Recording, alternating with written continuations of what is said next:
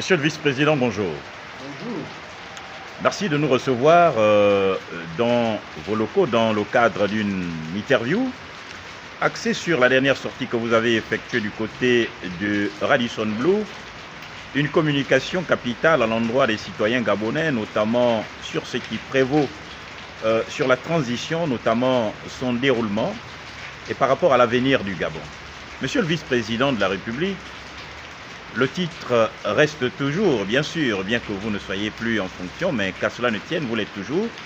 Pouvez-vous déjà nous donner une impression par rapport à l'engouement qui est prévalu tout au long de cet événement? Je tiens à, tout d'abord au nom de mes amis, à remercier et les journalistes et le peuple gabonais venus prendre part à cette manifestation. Une manifestation d'importance parce qu'une déclaration faite dans ces conditions-là, avec force, détail, arguments juridiques, est une déclaration à ne pas prendre à la légère, bien au contraire, de considérer outre le courage, mais la volonté de faire en sorte que notre pays n'aille pas à la dérive, parce qu'il s'agit de la dérive. Pourquoi la dérive? Parce que les intellectuels gabonais, qui font montre de peu de courage, ont laissé faire. Peut-être qu'ils ont peur des armes, peut-être qu'ils ont peur d'être envoyés en prison, d'être privés de liberté, mais il y a des femmes et des hommes, il n'y a pas que nous, qui estiment que trop c'est trop. Il faut dire à ceux qui dirigent que nous sommes des citoyens comme tous les autres citoyens, que nous avons droit à la parole et nous avons le devoir de dire pour ce que nous avons été et pour ce que nous sommes, nous avons le droit de dire non à certaines dérives. Donc je remercie tous ceux qui sont venus, je remercie ceux qui font des analyses pertinentes et qui reconnaissent que ce que nous avons déclaré est dans le vrai. Ce n'est pas dans le faux que nous allons construire notre pays.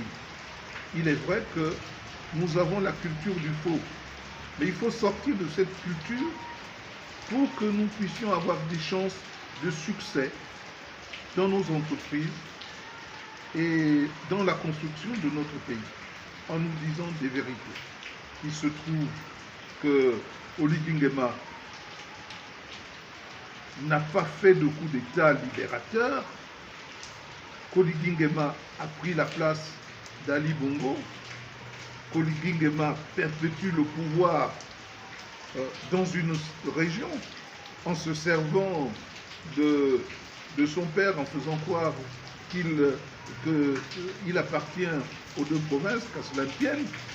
Mais toujours est-il que nous sommes fatigués d'être considérés comme une cinquième roue du carrosse et que nous sommes là pour accompagner tout simplement les autres. Hormis cela, nous disons qu'il a énoncé des principes dont il doit tenir compte parce que c'est un militaire, remettre le pouvoir aux civils, s'en tenir à ce qu'il a dit, parce que ce n'est pas un civil. Il peut, comme pour les prêtres, se défroquer, enlever la tenue militaire, mais il reste pas moins que sa source du pouvoir, la source de sa volonté de prendre le pouvoir est née du fait qu'il était militaire. Donc il reste, pour les Gabonais, du moins pour ceux qui en sont conscients, un militaire. Par ailleurs, s'il avait les velléités à quitter la tenue, il faut qu'il sache qu'il n'est président de la transition que parce qu'il est général Oligui. Et qu'en n'étant plus général Oligui, il ne peut plus être à la tête de la transition. Même s'il advenait qu'il démissionne. Même s'il advenait, et surtout s'il advient qu'il démissionne de l'armée, ce n'est pas un civil qui a fait le coup d'État, c'est un militaire. Donc il doit remettre le pouvoir à un autre militaire et rejoindre nos rangs, c'est-à-dire le rang de ceux qui n'ont pas de fusil, qui sont des civils, pour qu'il ait des chances de se reconvertir. Mais attention, il faut savoir que pour nous, on considère qu'il n'est pas civil. Et nous, on considère que tous ceux qui ont été dans la transition, qu'il ait peu ou prou exercé les fonctions ministérielles, nous savons qu'il a été ministre de la Défense et ministre de l'Intérieur. Et en tant que tel, il ne peut pas être candidat. Par ailleurs, l'Union africaine interdit que quelqu'un qui a fait le coup d'État puisse s'imposer par les armes.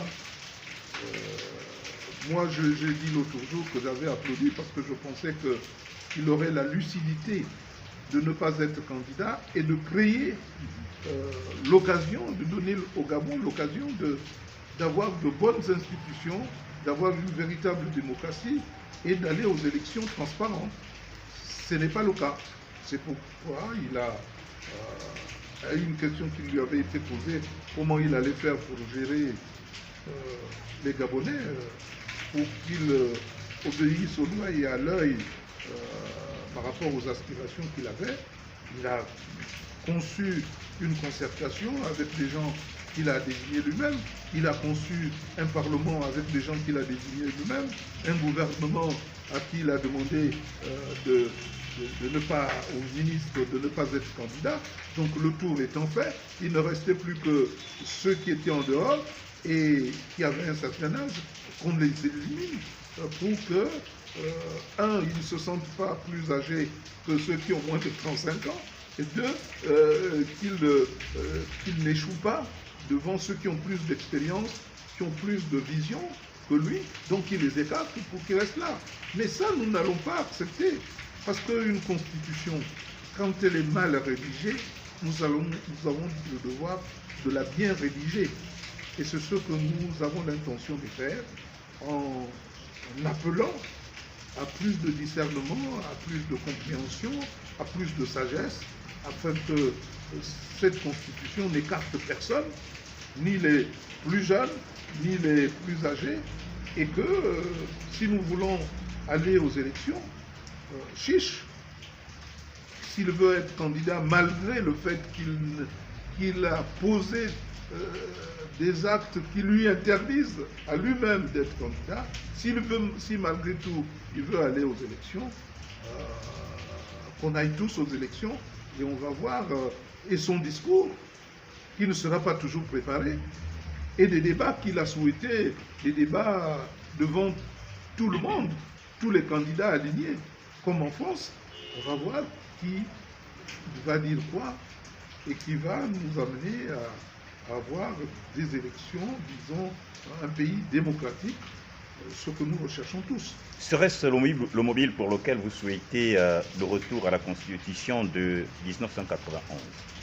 Nous souhaitons le retour à la Constitution de 1991 révisée par la loi référendaire de 1995.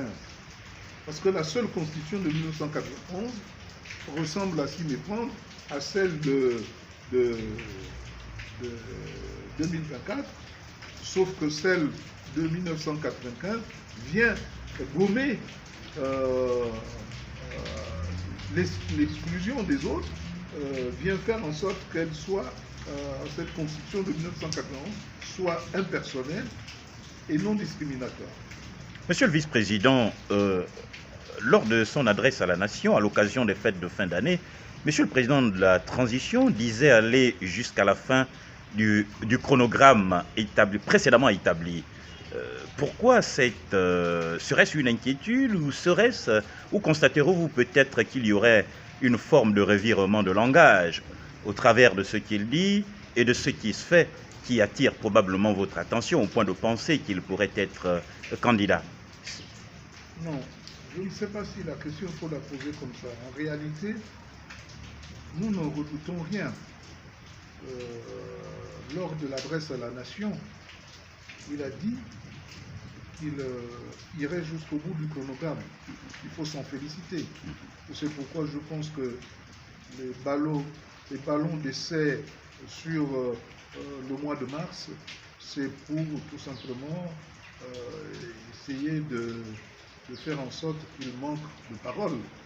Hein. Ce qui le pousserait à aller au mois de mars aux élections voudrait montrer à la face du monde que c'est quelqu'un qui ne tient pas parole, ne tient pas parole par rapport à ce qu'il dit que les militaires laisseraient le pouvoir aux civils, il ne tient pas parole parce que il veut revoir les dates des élections pour tenter de surprendre tout le monde, mais qu'il se rappelle que Ondo Ossa avait été désigné moins de 2 semaines avant l'échéance et qu'il a gagné. Donc ce n'est pas parce qu'il se précipiterait que les choses vont changer. Et ce que nous disons, c'est qu'il nous faut revoir cette constitution qui est personnelle et qui discrimine les Gabonais. Les Gabonais de moins de 35 ans, s'ils venaient à dire on ne prend pas part au vote, vous voyez ce que ça ferait. Et les Gabonais de plus de 70 ans qui diraient ils ne prennent pas part au vote, il y a des gens qui vivent de plus en plus vieux. Et Dieu merci, parce que ça veut dire que l'espérance de vie monte en fonction de la qualité de vie, parce que tout n'est pas à mettre dans le même panier, et que ceux qui ont la chance de vivre longtemps, c'est un don de Dieu, qu'ils aient la possibilité d'être des guides pour ceux qui ont moins d'expérience. C'est pas le contraire, c'est pourquoi j'ai toujours dit, faisons en sorte que ce pays marche comme les autres pays, mettons les locomotives devant et les wagons derrière. On a trop souffert d'avoir mis des wagons devant et les locomotives derrière, c'est pourquoi le train Gabon déraille, c'est pourquoi le train Gabon n'avance pas. La déclaration effectuée du côté du Radisson Blu, applaudie par l'ensemble des citoyens gabonais, ne se retrouvant quasiment plus dans le processus de la transition, reste décriée par certains acteurs de la société civile, dont certains se préparent d'ailleurs à effectuer des sorties pour s'en prendre aux 4 que vous étiez notamment à l'occasion de cette déclaration. Du côté de... à certains niveaux de la sphère gabonaise, l'on entend également dire que ces derniers ne devraient pas avoir effectué cette sortie. Qu'en pensez-vous? Et surtout avec la sortie tonitruante du ministre de la Justice qui a lancé une sonnette d'alarme réprimandant les 4 que vous étiez lors de cette déclaration. Vous pensez que le ministre de la Justice a le droit de nous réprimander? Au nom de quoi il pourrait le faire? Au nom de quoi? Vous savez, moi je suis l'un des rares Gabonais qui, même étant en fonction, pouvait dire des choses pour l'intérêt de mon pays.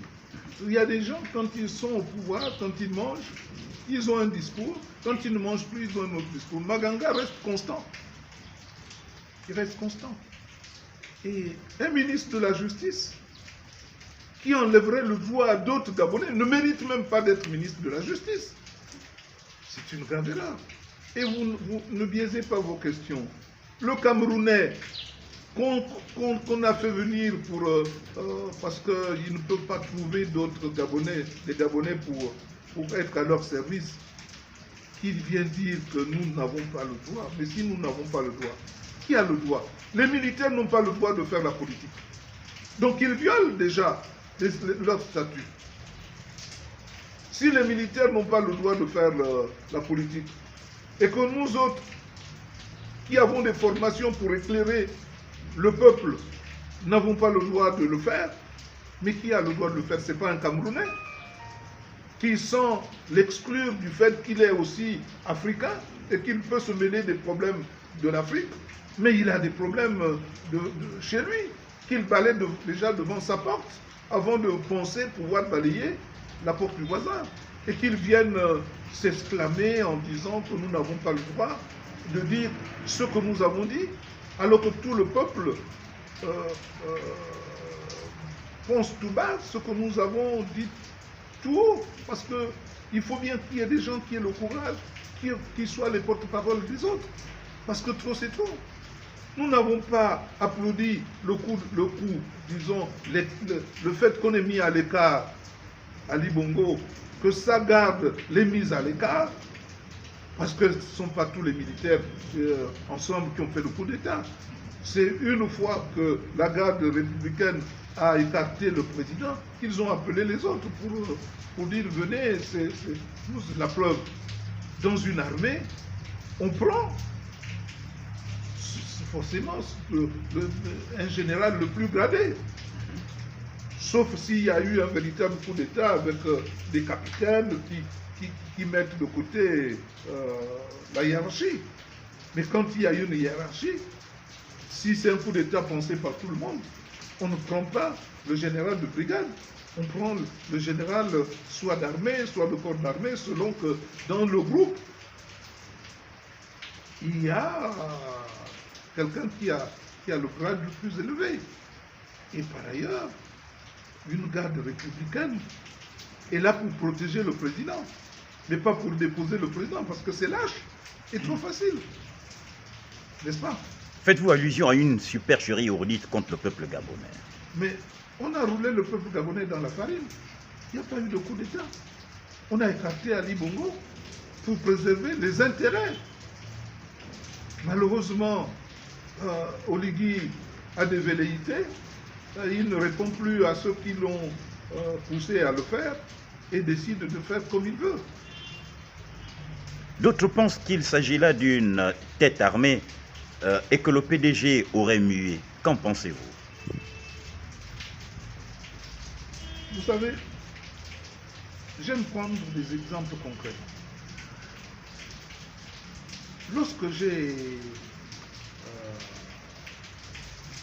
parce que c'est une grande dame, et parce qu'elle a été à plusieurs reprises députée doyenne, et qu'elle a été plusieurs fois dans le bureau de l'Assemblée nationale, quand j'ai dit à Oligui que Madame Maganga ne pouvait pas être autre chose que députée et membre du bureau de l'Assemblée nationale, et qui plus est ne pouvait pas être secrétaire, mais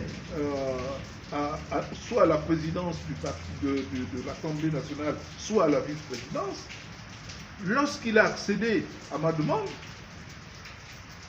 ce sont les PDGistes de Langounier et de Mouila qui sont allés voir Oligui pour dire « mais vous allez favoriser Maranga, nous aussi on a besoin d'avoir quelqu'un d'autre ». Mais ils n'ont pas pris malheureusement quelqu'un d'expérience ou quelqu'un qui a un certain âge. Ils ont pris une jeune fille comme 5e vice-président. Et on sait qu'en politique, c'est bien d'aller aussi haut, aussi vite, mais il faut craindre la chute. Donc, parce que les PDGistes avaient encore un impact sur Oligui et que c'est faux de penser. Oligui a toujours financé les PDGistes pendant les campagnes. Il ne peut pas s'en départir. D'ailleurs, quel autre cadre il pourrait avoir en dehors des PDGistes? Une génération, ça ne s'invente pas. Les êtres humains, ça ne s'invente pas. Ce sont les Gabonais qui sont là. Quand on dit, oui, on veut avoir de nouveaux visages, c'est-à-dire on parle à la gabonaise, de nouveaux visages. Mais est-ce que lui, Oligui, est un nouveau visage? On l'a vu lieutenant derrière le président Bongo pendant longtemps, des années durant. Est-ce que pour nous, c'est un nouveau visage? On est peut-être un peu déçu que ce soit lui qui ait fait le coup d'État parce que son rôle, c'était de protéger, quoi qu'il en coûte, le président. Que d'autres militaires aient voulu faire un coup d'État, c'est lui qui devait protéger le président. Mais comme c'est le seul qui avait des armes, on lui a dit de faire le coup d'État et de laisser le pouvoir. Ce qui n'est pas certain. En vous entendre, monsieur le vice-président, cette réflexion aurait été menée depuis des lustres. Il semblerait que cette réflexion a été faite depuis longtemps et qu'il y a eu un aboutissement à l'occasion des élections parce que la préoccupation, c'est de ne pas laisser le pouvoir ni au fond, ni aux autres bilobes. Il faut le dire. Pour que le pouvoir reste dans le Haut-Ogooué, dans le bassin de Ngoni. Et il a été coopté parce qu'en même temps, il pouvait se servir du fait qu'il était un fils né de quelqu'un du canton d'Issop. Donc le tour était joué. Parce que sociologiquement, à cheval, et à cet effet, tout pouvait certainement marcher. Quelle est la question? Quel est celui qui pouvait, sans que les Gabonais se disent toujours les mêmes, qui pouvait atténuer cette idée qu'il fallait quand même, à un moment ou à un autre, que le pouvoir aille ailleurs que dans le Haut-Ogooué. Et donc, tout en restant dans le Haut-Ogooué, on a trouvé un stratagème pour rouler les Gabonais dans la farine en disant, voilà, son père est fort, même si le père n'a pas eu à bien le connaître, parce qu'il a eu beaucoup d'enfants. Mais toujours est-il que le père, c'est le père, et il s'en réclame. Et par conséquent, le tour est joué. Le pouvoir reste dans le Haut-Ogooué. Et on fait croire à ceux du Wellington qu'ils font aussi partie du pouvoir. Et d'ailleurs, les nominations s'en ressentent. On nomme les gens du canton d'Issop et ceux de Ngoni. Et tous les autres sont là pour assister à ce partage, cette redistribution des fonctions, des tâches, et tous les autres ont le devoir, sont dans une situation de subir ce qui se passe et de nous rendre compte que le pouvoir ne changera jamais et que les autres Gabonais ne sont là que pour accompagner cela. Pensez-vous, monsieur le vice-président, que cela justifie les tentatives de réhabilitation de Mme Marie-Madeleine Mouransou à cette responsabilité, notamment la tour de Pise, dont elle a toujours été? Mais si Mme Madeleine Mouransou a donné son accord pour qu'on écarte Ali Bongo, c'était tout à fait normal qu'elle puisse en profiter. La première chose qu'elle a eu à faire, c'est de s'assurer que le dispositif qui a été mis en place serait respecté en mettant son directeur de cabinet auprès d'Oligui. C'est la première assurance. Mais c'était sans compter sur la réaction des Gabonaises et des Gabonais, une réaction profonde contre Marie-Madeleine Mouransou. Et donc, les Gabonais ont été vigilants, mais toujours est-il que pas assez. Et maintenant, ils le sont, après notre déclaration, pour comprendre que nous ne pouvons pas accepter non seulement qu'on nous écarte, nous qui avons quand même des formations solides et une expérience avérée. Quand on dit on fait des nouveaux visages, ces nouveaux visages viendraient d'où? On va dire que ce sont les mêmes. On va dire que le directeur de cabinet d'Oligui a été directeur de cabinet chez Mouransou. On voit que le Premier ministre a déjà été Premier ministre. On voit que les Gabonais, à moins de naître aujourd'hui, mais ont vécu. Donc, ce que nous devons comprendre, c'est que nous ne pouvons pas écarter d'autres Gabonais. Nous sommes un pays un et indivisible. Nous sommes un pays qui doit faire en sorte que toute la population regarde dans la même direction, la direction du développement indépendant de notre pays. Il faut que les dirigeants aient à cœur de se mettre au service de tout le monde. Il faut que les dirigeants aient une éthique du pouvoir. Le pouvoir auquel on aspire n'est pas un pouvoir pour asservir d'autres Gabonais, mais pour servir.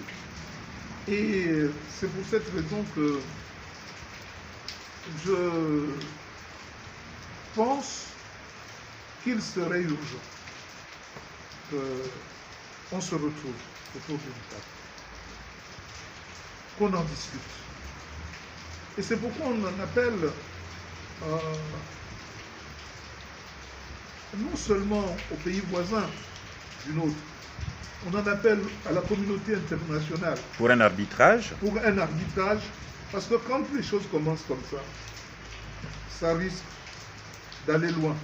Vous en avez le présage. Vous savez, laissez-moi vous dire que les Gabonais n'ont plus peur des militaires, n'ont pas peur des armes. Parce que, comme dirait l'autre, on peut tout faire avec les baïonnettes sauf que ça soit juste. Nous n'avons pas intérêt à ce qu'il n'y ait pas un véritable dialogue. Il ne faut pas avoir peur de dialoguer. Mais il ne faut pas dialoguer dans la peur comme ça a été récemment en choisissant des gens qui sont là pour répondre aux sollicitations des militaires. Le dialogue est une impérieuse nécessité. L'absence de dialogue entraîne l'intolérance. L'intolérance entraîne les excès. Les excès entraînent la violence. Et la violence entraîne la contre-violence. Gardons-nous, pour un pays comme le nôtre, où tout le monde connaît tout le monde, d'instiller et des propos et des comportements qui excluent les autres et qui entraînent donc à la réaction des autres, même si elle est verbale, mais c'est déjà une réaction qui risque de faire en sorte que le vivre ensemble ne soit pas celui que nous recherchons tous. C'est pourquoi faire une constitution qui exclut l'autre, faire une constitution qui exclut le jeune, faire une constitution qui exclut le vieux, dans un pays où c'est un tout, c'est suivre un très mauvais chemin. Et ceux qui ont peu de courage peuvent, à juste titre, contester cette démarche, même si on la croit issue d'un peuple qu'on a manipulé pour en arriver à ses desseins. Monsieur le vice-président, certains penseraient d'ailleurs, au regard de ce que vous disiez tantôt, par rapport à cette peur qui est sortie quasiment de l'esprit des Gabonais, l'armée gabonaise serait quasiment, ne serait peut-être plus en osmose, qu'il y aurait quelque forme de division. C'est dommage. Parce que, vous voyez, quelqu'un qui fait un coup d'État ne se comporte pas comme on dit. Parce qu'un coup d'État suppose que tu regardes autour de toi, autour de ceux qui t'ont fait confiance, et tu ne considères pas que tu portes le pouvoir toi tout seul, mais c'est un pouvoir collégial. Donc on se rend compte que c'est lui seul qui a fait le coup d'État et que les autres ne sont venus là que pour être comme des parures, mais qui ne s'occupent pas d'eux, qui n'a pas, même si on voit dans les images la présence de quelques généraux, mais on se rend compte qu'ils ne sont là que pour faire illusion. Une forme de figuration. Une forme de figuration. Parce que quand vous avez fait un coup d'État, vous devez avoir peur des autres. Vous devez faire très attention. Vous ne devez pas vous mettre trop en avant. Mais aujourd'hui, la seule personnalité en plus, c'est Oligui. Sa femme. Et donc, les autres sont là pour, comme accompagnateurs. Or, ça ne devrait pas se passer ainsi. Et même les missions à l'extérieur sont trop prononcées. Il a un vice-président. Il doit garder le pays lui-même. Mais le vice-président allait le représenter, le CTR et le pays à l'extérieur.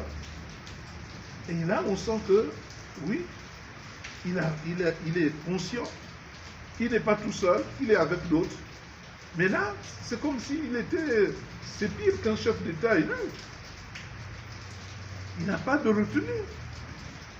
Donc, c'est pourquoi nous appelons à ce qu'il y ait un peu plus de discernement, à ce qu'il y ait un peu plus d'inclusivité, à ce que, depuis que le Gabon est Gabon, la seule fois où il y a eu des velléités d'exclure par l'âge des Gabonais, c'est en 1991, mais très vite, à Paris, nous avons balayé tout ça d'un revers de la main et le peuple gabonais, par référendum,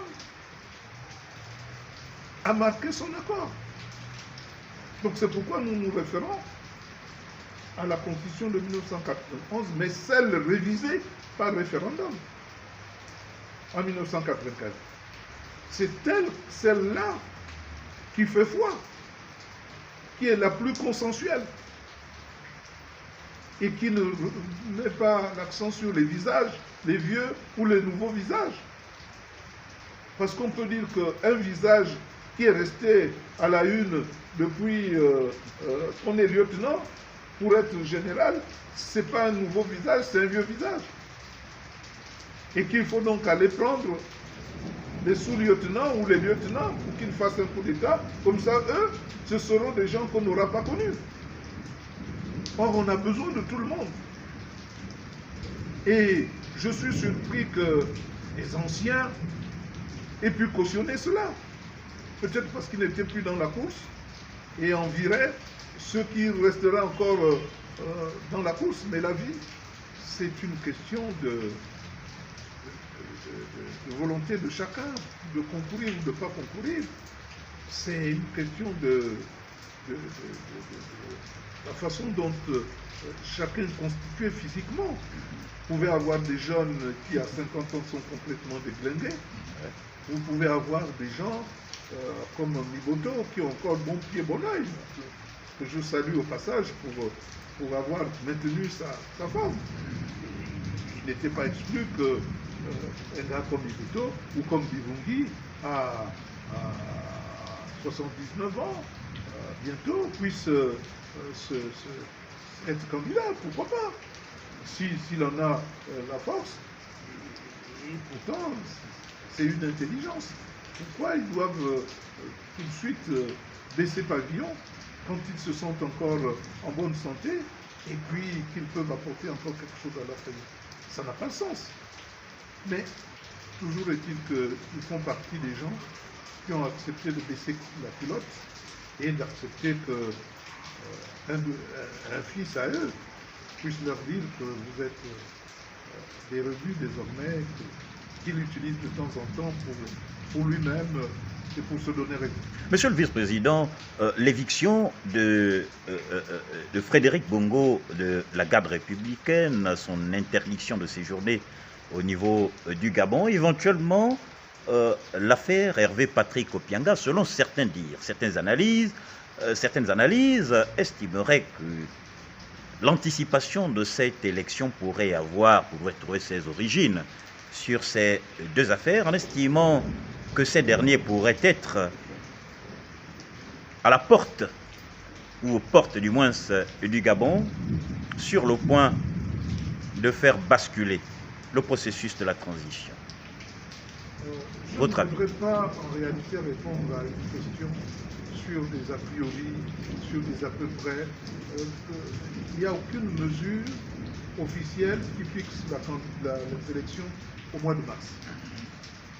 J'ai dit que c'était un ballon d'essai, parce qu'Oligui ne peut pas, de 31, prendre sur lui le dire que la transition ira jusqu'à son terme, et puis finalement se mettre à fixer les dates pour essayer de prendre les autres à revers.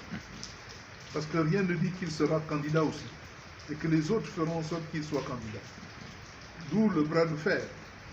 Donc, que ce soit Oligui, que ce soit Opianga ou Frédéric Bongo Ondimba, moi j'invite les uns et les autres à plus de circonspection et de mettre en avant le Gabon et emmener les gens à dialoguer. Ça ne sert à rien d'exclure les autres pour une raison ou une autre. Ça ne sert à rien. Surtout quand ils ont toujours été ensemble. Frédéric Bongo, c'est le fils de Mar Bongo, et Oligui, on est peut-être le neveu, direct ou indirect, en tout cas, on est le neveu, tous sont, de l'autre côté, tous sont des Batiké.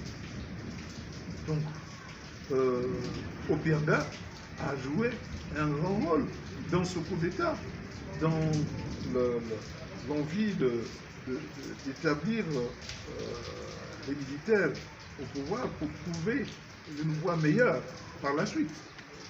Donc, qui ne nous donne pas le spectacle des gens qui ne se sont jamais compris. La quête du pouvoir par trop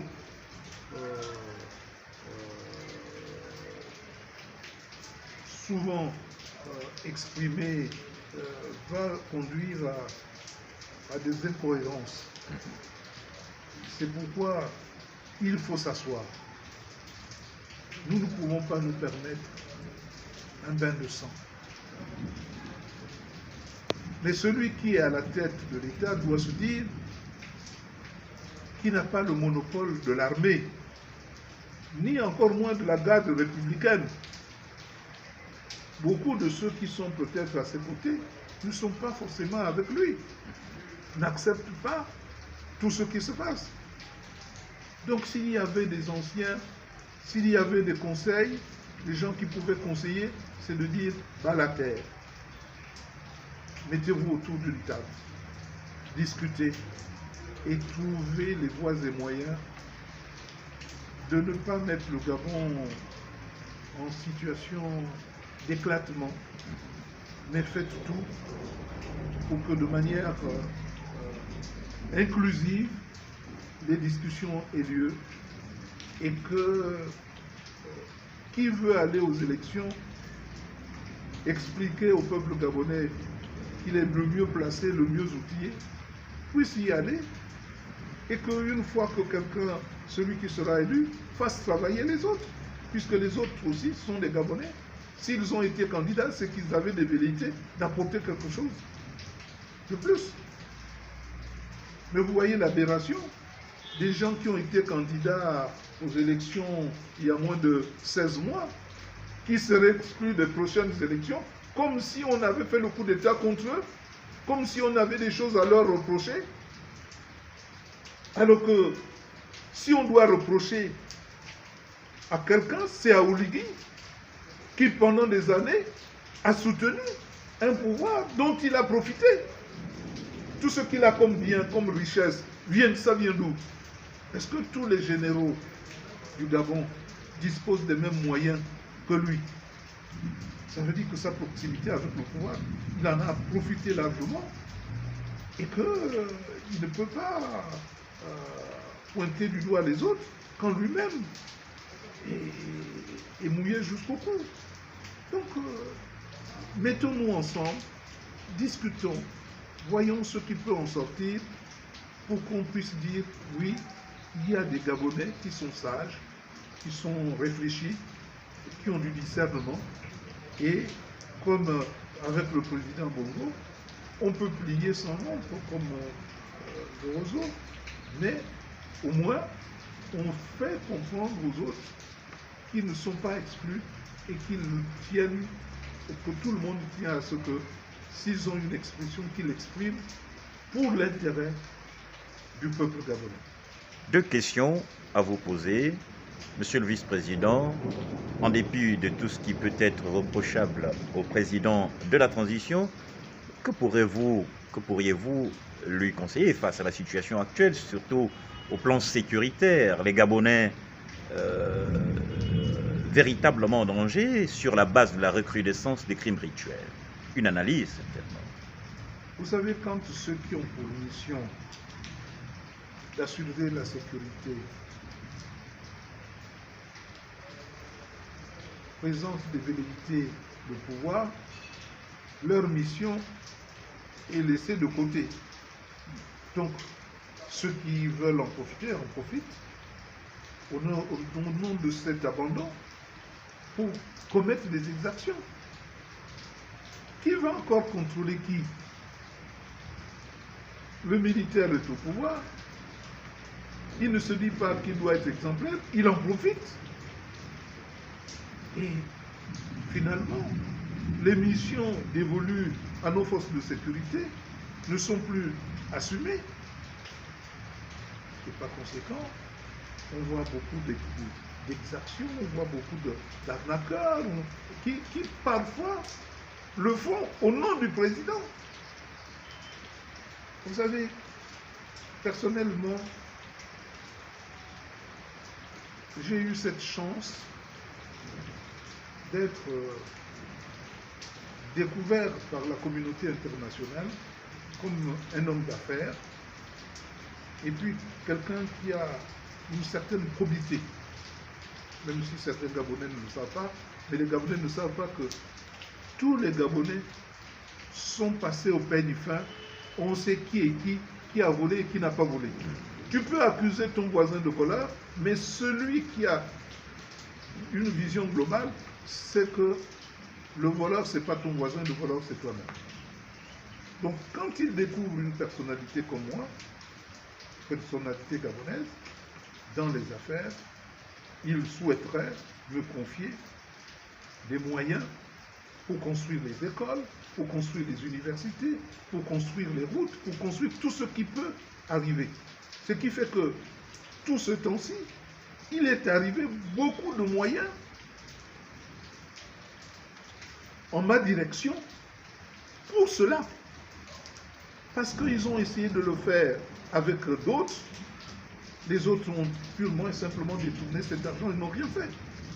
Mais ils savent que s'il y a quelqu'un qui est décidé à faire quelque chose et qui ne s'accroche pas à l'argent, c'est Maganga Moussa. Donc il me le donne pour que je fasse le travail, pour que je puisse.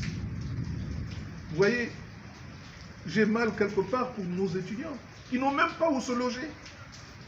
Construire des résidences universitaires, c'est ce que j'avais l'intention de faire. Et tout cet argent est bloqué. Au nom de qui? Au nom de l'IGI. En disant qu'il ne faut pas lui donner de l'argent. Parce qu'on ne voit que la politique. Et ce qui fait que tout cet argent est bloqué. Et cet argent étant bloqué, l'économie ne circule pas. Parce que si on vous envoie des euros ou des dollars, ceux qui envoient cet argent attendent que ça tourne, que ça revienne. Mais quand on voit qu'un pays comme le Gabon a beaucoup d'argent, mais que cet argent n'est pas utilisé, ça tue l'économie. Parce que quelque part, les gens, au lieu d'accompagner ce mouvement important, ils mettent des conditions, ils mettent, comme on dit vulgairement, des cales pour que vous ne puissiez pas accéder à cet argent et pour que vous ne puissiez pas aider le peuple gabonais. Moi, j'ai des velléités de construire pour chaque Gabonais un logement avec tout cet argent-là. Je ne peux pas le faire parce que cet argent est bloqué. Mais cet argent qui est bloqué ne sert pas l'économie gabonaise non plus. Et tout va à volo. Voyez-vous. Donc, vous avez bien vu que j'ai toujours apporté ma contribution au CETIARI. Le président a fait une déclaration tonitruante en disant qu'il va racheter Assala, sans savoir quels étaient les moyens. Qu'est-ce qu'il devait avoir comme moyen? Je lui ai dit, donne-moi un document pour que j'aille te chercher de l'argent. J'ai ramené de l'argent. Je n'ai même pas été rémunéré pour cela. Mais ma satisfaction, c'est que le Gabon a pu faire un pas décisif dans l'appropriation de ses biens, dans la gestion de ce qui lui revient. Donc, quand vous pouvez vous comprendre, les choses ne peuvent qu'aller de soi. J'ai aussi demandé au président de construire les 2 universités de Yem et de Mouila. Il m'a suivi. Les universités sont en train de se construire. Est-ce que ça ira à son terme? On ne sait pas, parce qu'il faut des moyens. On peut commencer, hein, vous savez, donner le sentiment que quelque chose a commencé, mais il faut aller jusqu'au bout. Mais pour aller jusqu'au bout, il faut des moyens. Et ces moyens, si on me les donne, je peux les mettre à la disposition de mon pays pour que la main dans la main, on puisse faire des projets sans frais. Parce que les moyens qui nous sont donnés ne sont pas des moyens qui nécessitent des prêts. Contrairement à ce qu'on dit, oui, il ferait ceci ou cela, mais tout le monde sait qu'aucun pays ne peut m'apporter de l'argent si c'est de l'argent frelaté. Voyez-vous? Là, je parle avec mon cœur pour dire, nous sommes un pays, ce pays nous appartient à nous tous. Libérez les énergies et mettez l'homme qu'il faut à la place qu'il faut. Des hommes connus, des hommes qui emportent l'adhésion de l'extérieur, pour que ceux-là donnent ce qu'il leur reste de vie et d'énergie à leur pays avant que des jeunes viennent prendre la relève. Voilà ce que je pourrais donner comme conclusion à ce débat. Même s'il fallait instituer la peine de mort pour tous les voleurs de la République, il est fort certain que Monsieur le vice-président Pierre Claver Manganga Moussavo ne serait jamais concerné. Qu'à cela ne tienne, vous avez la possibilité de vous adresser à la population gabonaise, la sachant détentrice véritable de la souveraineté et la confiant acquis. C'est pour cette raison que je dis que la Constitution, qui est non impersonnelle, qui est non discriminatoire, ne me concerne pas. Et que je serai candidat aux élections présidentielles parce que la seule souveraineté que je respecte, c'est celle du peuple. Et le peuple souverain ne s'est pas prononcé sur cette constitution. Quelques-uns ont été amenés avec beaucoup d'argent, des milliards, mais les résultats ont été médiocres. Donc il faut se ressaisir. Quand vous dites que s'il fallait juger les Gabonais, Manganga Moussavo ne serait pas concerné. Vous avez raison. Parce que moi, j'ai commencé à construire ma cité en revenant du Fonds monétaire international. Cette cité, qui a été louée par l'État, m'aura permis de construire d'autres cités. Si je ne m'étais pas lancé dans la politique, je serais certainement l'un des Gabonais ayant plus de logements dans ce pays. Et même là, je ne suis pas loin d'être de ceux qui ont de nombreux logements mis à la disposition d'autres Gabonais. Donc, vous savez, on peut penser qu'un Gabonais n'est pas capable d'assumer sa mission, c'est-à-dire d'apporter son concours au développement du pays. Et que le Gabonais n'est qu'un consommateur. Moi, je sors de ce lot-là. Et si j'étais un voleur, je ne parlerais pas. Beaucoup de gens qui ont des moyens ne parlent pas. La bouche qui mange ne parle pas. Quelqu'un qui a volé ne parle pas. Mais ce n'est pas quand on est au pouvoir qu'on peut dire aux autres que vous êtes des voleurs. Parce qu'il faut se regarder soi-même. Mais c'est parce que on veut, à un moment ou à un autre, faire en sorte que tous, et ceux qui ont volé, d'abord pour leurs intérêts, puissent mettre cet argent à la disposition des Gabonais, aident à construire des logements, aident à construire des écoles, des universités, construire l'université de son village, construire un lycée dans son village, mettre un internat, le faire fonctionner, c'est déjà restituer aux Gabonais ce que vous avez pris. Donc, tout le monde, il n'est plus aujourd'hui question d'écarter ceux qui ont volé, ceux qui n'ont pas volé, parce qu'on écarterait aussi Oligui. Et pourtant, Oligui est considéré comme un visage nouveau. Donc, ce n'est plus ça le problème. Le problème, c'est qui a des idées, qui a la volonté, qui a un projet qui peut nous amener à sortir le pays de l'ornière. Et comment choisir celui-là de manière transparente, de façon démocratique? Parce que nous sommes tous ensemble, nous sommes tous parents, nous nous connaissons tous. Moi, je n'ai rien contre les gens du Haut-Ogooué. Mais les Martin Bongo, qui était mon aîné, Léonie Assouna Hubert, qui nous a encadrés quand on était jeunes au collège. Mais ma fille aînée, qui épouse à quelqu'un du Haut-Ogooué, non, c'est parce que j'estime que celui qui est du Haut-Ogooué, c'est un Gabonais, et quand il épouse ma fille, il devient mon enfant. Et que nous sommes tous au Gabon. Moi, j'ai des enfants dans le Haut-Ogooué. J'ai des enfants dans le Haut-Ogooué. J'en ai deux dans une grande famille, que je ne citerai pas ici, dont je suis fier. Et puis, j'ai des enfants dans le Wellington. Non seulement à Bidam, mais aussi à Oyem. Et qui, plus est, porte mon nom. Tout mon nom. Comme j'ai des enfants ailleurs. Donc, ça n'est pas ça le problème. Le problème, c'est qu'ensemble, nous édictions des lois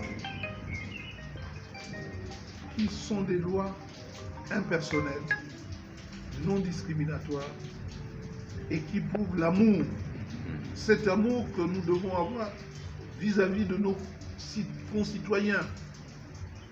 Mais on ne fait pas son petit calcul en disant « Ah, bon, je veux écarter tel, et pour l'écarter, il faut que j'invente père et mère. Ou j'accepte père ou mère, mais comme celui-là n'a pas encore 35 ans, donc je n'ai rien à craindre. Oui, mais l'autre, il est intelligent, il a une formation, il a des idées. Ah, il faut que je mette la limite à 70 ans parce que... Mais tout en ayant un vice-président de la République qui a 80 ans. Tout en utilisant un Miboto, tout en utilisant un Livungi, qui sont des sommités sur le plan de la réflexion. C'est une chance pour le Gabon. S'ils ont encore l'envie de donner, mais qu'ils soient là. C'est le peuple, comme je l'ai fait en 2017, qui pourra choisir un jeune de 18 ans. S'il trouve qu'à 18 ans, il peut diriger le pays, c'est le peuple souverain. Si on estime qu'à 100 ans, il peut diriger le pays, qu'on le fasse. Mais le peuple n'est pas si idiot que ça pour ne pas faire les choix pertinents. Donc, ce n'est pas la peine par des artifices de la loi d'écarter les uns et les autres. Surtout que même ceux-là ne sont même pas sûrs de se présenter. Mais au moins, ils sont heurtés par le fait qu'on écarte d'autres citoyens parce qu'on voudrait se faire une place. Non, c'est ça qui est révoltant. Monsieur le vice-président, le journal L'Aloé Gabon 23 vous dit merci. C'est moi qui vous remercie. J'ai essayé de parler à cœur ouvert, comme d'habitude, pour que les Gabonais comprennent qu'on n'est pas contre qui que ce soit, mais on est contre ceux qui veulent asservir d'autres Gabonais et qui veulent, qui sans éthique du pouvoir, veulent se servir du pouvoir contre d'autres Gabonais qui ont quelque chose à donner, dont on les exclurait parce qu'on a peur d'eux. Si Oligui n'a pas peur, chiche qu'il libère, qu'il modifie la Constitution, puisqu'il a déjà commencé à la modifier, qu'il la modifie. Au lieu d'aller à des situations d'heure, à des situations qui pourraient ne pas nous laisser exempts, nous laisser, disons, dans une situation où on ne serait pas touché soi-même par ce qui, par les exactions, par les dissensions, ce n'est pas bon pour notre pays de Gabon. D'où l'appel, pour terminer, à la communauté internationale et aux pays amis pour qu'ils viennent régler ce qui peut se régler en 2 temps, 3 mouvements, si tout le monde y met la volonté. Et aussi, on ne se cache pas derrière le peuple gabonais qui aurait décidé, alors que c'est ce même peuple qui approuve tout ce que nous avons dit, les quatre, la bande des quatre, ou tout simplement les quatre mousquetaires, ou d'autres nous appellent les quatre extraordinaires, parce que ces quatre